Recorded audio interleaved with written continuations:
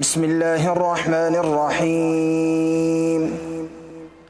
تبارك الذي بيده الملك وهو على كل شيء قدير، الذي خلق الموت والحياة ليبلوكم أيكم أحسن عملا وهو العزيز الغفور، الذي خلق 7 سماوات طباقا ما ترى في خلق الرحمن من تفاوت فارجع البصر هل ترى من فطور ثم ارجع البصر كرتين ينقلب إليك البصر خاسئا وهو حسير.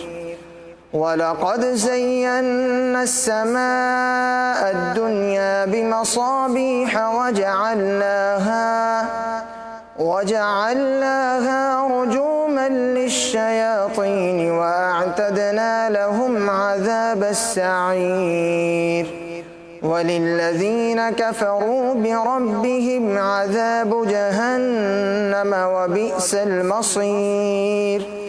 إذا ألقوا فيها سمعوا لها شهيقا وهي تفور تكاد تميز من الغيظ كلما ألقي فيها فوج سألهم خزنتها ألم يأتكم نذير قالوا بلى قد جاءنا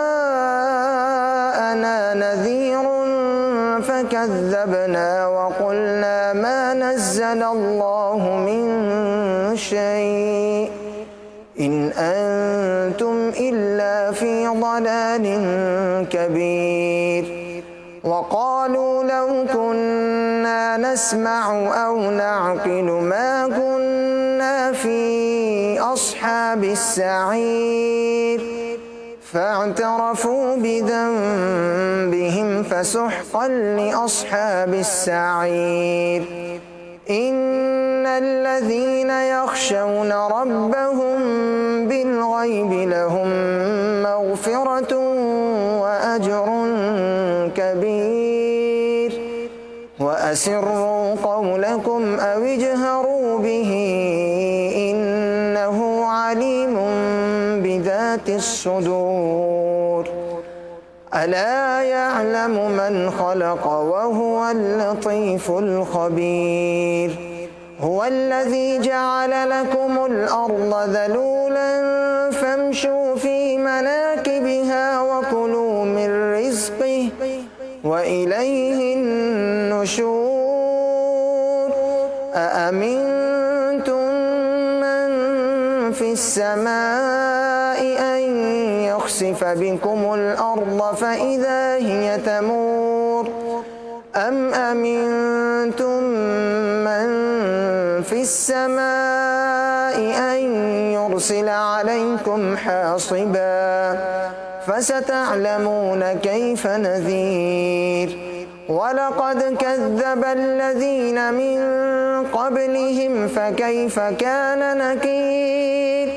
أولم يروا إلى الطير فوقهم صافات ويقبضن ما يمسكهن إلا الرحمن إنه بكل شيء بصير. أمن هذا الذي هو جند لكم ينصركم من دون الرحمن إن الكافرون إلا في غرور. أمن هذا الذي يرزقكم إن أمسك رزقه بل لجوا في عتو ونفور. أفمن يمشي مكبا على وجهه أهدى أمن